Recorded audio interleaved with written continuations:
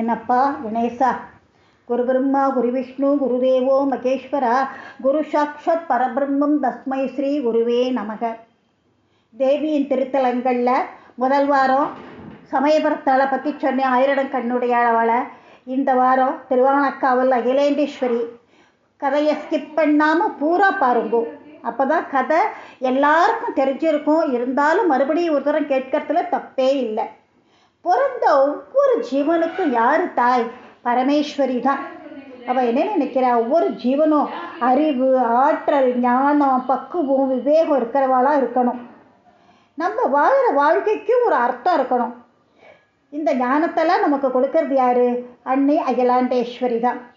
பரமேஸ்வரன் ஒரு தரம் யோக நிஷ்டையில் உட்கார்ந்துருந்தார். உலகத்தில் நீதி நெறி தவறி போச்சு, அக்கிரமம் எல்லா இடத்துலையும் தலைவிரித்து ஆடுறது, மனுஷாலெல்லாம் நல்ல வழிப்படுத்தணும் அப்படின்னு ஈசன் நிஷ்டையில் உட்காந்துருந்த போது அம்பிகை வந்தா, நான் பக்கத்தில் இருக்கிறப்ப நீங்கள் எப்படி தியானம் பண்ண முடியும் செய்யறதுன்னு கேட்க, அப்போ ஈசன் உலக நன்மைக்காக அம்பிகையை பயன்படுத்திக்க நினைச்சார். தேவி, நீ சொல்கிறது சரி, அதனால் நீ என்ன பண்ணுற, நேராக பூமிக்கு போ, குழந்தைகளுக்கெல்லாம் ஞானம் கிடைக்கிறதுக்கு நீ தியானம் பண்ணு. என் பக்தனொத்தம் ஜம்புன்னு நாவல் மரமாக இருக்கான், அங்கே போயிடு, நீ தவம் செய்யி, நான் உனக்கு உபதேசம் பண்ணுறேன் அப்படின்னா அவரோட உத்தரவை ஏற்றுண்டா. அன்னை பூமிக்கு வந்தா, நேர திருவானக்காவலுக்கு வந்துட்டா. காவிரி நதியில் நீர் எடுத்து அதையே லிங்கமாக பண்ணினா ஈசனை பூஜை பண்ண ஆரம்பித்தா. புராண காலத்தில் இந்த ஸ்தலம் எப்படி இருந்தது? வெறும் நாவல் பழ காடு, பூரா நாவல் மரம் தான் அங்கே. அந்த நாவல் மரத்தடியில், நவாப்பழ மரத்தடியில் ஜம்புன்னு ஒரு முனிவர் ஒருத்தர் ஈஸ்வரை நினைச்சு தவம் இருந்தார். இறைவன் அவனுக்கு காட்சி கொடுத்தார். பிரசாதமாக ஒரு நவாப்பழமும் பிரசாதமாக கொடுத்தார். பகவான் கொடுத்தது தானே அப்படின்னு சொல்லிட்டு முனிவர் என்ன பண்ணினார், விதையோடு சேர்த்து சாப்பிட்டுட்டார். விதை வயிற்றுக்குள்ளே போயிட்டு செடி வளர ஆரம்பிச்சுடுத்து. செடி வளர்ந்து வளர்ந்து தலைக்கு மேலே சிரசு பூரா பரவிடுத்து, சிரசு வெடிச்சு எடுத்து முனிவர் முக்தி அடிச்சுட்டார். அதனால் அங்கே இருக்க இறைவனுக்கு பேரும் ஜம்புகேஸ்வரர். அகிலத்தை பூரா அம்பிகை காப்பாத்துறா இல்லையா, அதனால் அம்பிகைக்கு பேர் அகிலாண்டேஸ்வரின்னு பேர். அதை தொட்டு அகிலாண்டேஸ்வரி அழைக்கிறா எல்லாரும். இங்கே அன்னை இன்னும் ஈசனோட குரு சிஷ்யாக தான் இருந்துட்டுருக்கா. ஞானோபதேசம் வாங்கிண்டா. ஆனால் இங்கே திருக்கல்யாணம் கிடையாது. கணக்கில்லாமல் கல்வியை பூரா கற்றுக்க முடியாத நிலையில் அன்னை இன்னும் ஒரு மாணவியாக தான் காட்சி கொடுத்துட்டுருக்கா. லோகத்தில் எல்லோருக்கும் பாவங்கள் இல்லாமல் மகிழ்ச்சியோடு வாழணும், அதுக்காக நீர்லிங்கம் பிடிச்சு வழிபட்டாள். ரொம்ப பிரசித்தி பெற்ற தலம் திருவானக்காவல். உச்சிகால பூஜையின் போது அர்ச்சகர் அகிலாண்டேஸ்வரிக்கு சன்னதியிலேருந்து பெண் போல புடவை கட்டிண்டு தான் ஈசனுக்கு பூஜை பண்ணுவார். ஆரம்பத்தில் அன்னை ரொம்ப உக்கிர சுரபியாக இருந்தா. பக்தா அன்னையை வெளியில் நின்று தான் பார்க்கணும், அப்படியே எரிச்சுடுவோம் போல இருந்தது. அப்போ ஆதிசங்கரர் என்ன பண்ணினார், 2 ஸ்ரீசக்கரங்களை பண்ணி அதில் அன்னையை ஆவாகனம் பண்ணினார். அதை அழகாக அன்னையோட தாடங்கமாக மாட்டிட்டார். அன்னையோட காதில், அகிலாண்டேஸ்வரி காதில் தாடங்கமாக மாட்டிட்டார். அப்போ அம்பிகையோ உக்கிரம் குறைஞ்சி போய் அன்னை சாந்த ஸ்வரூபியாக மாறிட்டார். பக்தாளுக்கு காட்சி கொடுக்கறதுக்கு அதுக்கப்புறமா சரியாயிடுது.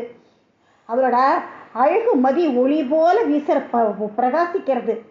லலிதா சகசரநாமத்தில் அவளை தாடங்க யுகுலீபூத தபனோடுத மண்டலா அப்படின்னு சொல்கிறார். நல்லா மலர்ந்த செண்பகப்பூ மாதிரி வாசனை. அவளோட மாணிக்கம் வைரம் கலந்த மூக்குத்தி இந்த லோகத்துக்கே வெளிச்சம் கொடுக்கறது அப்படின்னு சகசரநாமம் சொல்கிறது. அவள் யார்? முழுமதி, அதாவது பூர்ண சந்திரன் மாதிரி அழகுடையவள் அவள். பூஜை பண்ணுறவாளுக்கு அவளை எதிரிகளே இருக்க மாட்டாளாம் அப்படின்னு ஆதிசங்கரர் சொல்லியிருக்கார் சௌந்தர்யலகரியில். ஒரு வேதியர் ஒருத்தர், அவருக்கு நிறைய கவி பாடணும், நல்ல வல்லமை வேணும் அப்படின்னு அம்பிகை பூஜை பண்ணுறார், தியானம் பண்ணுறார். அம்பிகை அவளுக்கு நல்லது பண்ண நினச்சா அவளுக்காக என்ன பண்ணுறா, அம்பிகை வாய் நிறைய வெத்தலையை போட்டுண்டு கோவிலுக்கு வந்தா. தாம்பூலம் போட்டுண்டு சர்வாலங்காரத்தோட அழகிய ரூபமான தேவி வேதியர் பக்கத்தில் வந்து வெத்தலை சாற்றை உன் வாயில் உமிழட்டுமா அப்படின்னு கேட்ட வேதியருக்கோ வந்திருக்கிறது அம்பிகைன்னு அவருக்கு தெரியல. அவளை தரக்குறைவாக பேசி விரட்டி விட்டுட்டார். அன்றைக்கி கோவிலில் மடப்பள்ளியில் காரியமான காரியம். அங்கே வரதன் ஒருத்தன் வேலை பண்ணிட்டு இருக்கார். வேலை முடிஞ்சிட்டு அப்படியே அசதியாக பிரகாரத்திலேயே ஓரமாக படுத்து தூங்கி போயிட்டார். அவர் தூங்கத்தை யாரும் பார்க்கல, கோவிலே சாத்திட்டு போயிட்டார். கோபத்தோடு வந்த அன்னை அம்பிகை என்ன பண்ணுறா, வாயில் இருந்த தாம்பூல சாற்ற அப்படியே உமிழறா. வாயிலிருந்து படுத்துட்டு இருந்த அந்த வரதனோட வாயில் போய் விழுந்தது. அந்த நிமிஷத்திலிருந்து வரதன் கவிப்புணியும் ஆற்றல் பெற்றான். அவன் தான் பிற்காலத்தில் காளமேக புலவர். அவரோட பாடல் முதல்ல அவர் சிலேடை நயம் மிகுந்த பாடல் முதல்ல பாடினது தத்தித்தா துதுதி தா துதிதி தத்துதி துத்துதி துதைதி துதைதத்தா தாதுதி தித்தித்த தித்தித்த தாதிதுதி தித்த தொத்தோ தித்தித்த தாது அப்படின்னு தமிழ் இலக்கிய பாடல், ரொம்ப சிறப்பு பெற்ற பாடல் இது. இதோட அர்த்தம் என்ன? தத்தி தாவி புவியில் இருக்கும் மதுவா, அது புவியில் இருக்கும் தாதுவாகிய மகரந்தத்தை உண்ணப்போகும் வண்டே, நீ ஒவ்வொரு பூவோ தாவி தாவி போறையே, எந்த பூவில் இருக்கிற தேன் உனக்கு தித்திக்கிறது, அதுதான் அர்த்தம். கல்வி அறிவே இல்லாத மடப்பள்ளி வேலையாளுக்கு கவிபணியும் ஆற்றலை கொடுத்தா அவளோட அன்னையோட கருணையை என்னன்னு சொல்கிறது. இந்த கோவிலில் சக்தியும் சிவனும் ஒன்று தான். சிலந்திக்கும் யானைக்கும் சாப விமோச்சனம் கிடச்சிது இங்கே தான். சிலந்தி மறுபிறவி எடுத்து செங்கோட்டு சோழனா மறுபிறவி எடுத்த தலமும் இதுதான். ஞானோபதேசம் பெற்ற தலம், நீர்லிங்கம் நிறைந்த தலம்.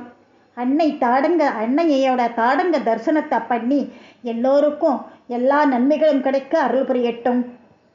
நன்றி, வணக்கம்.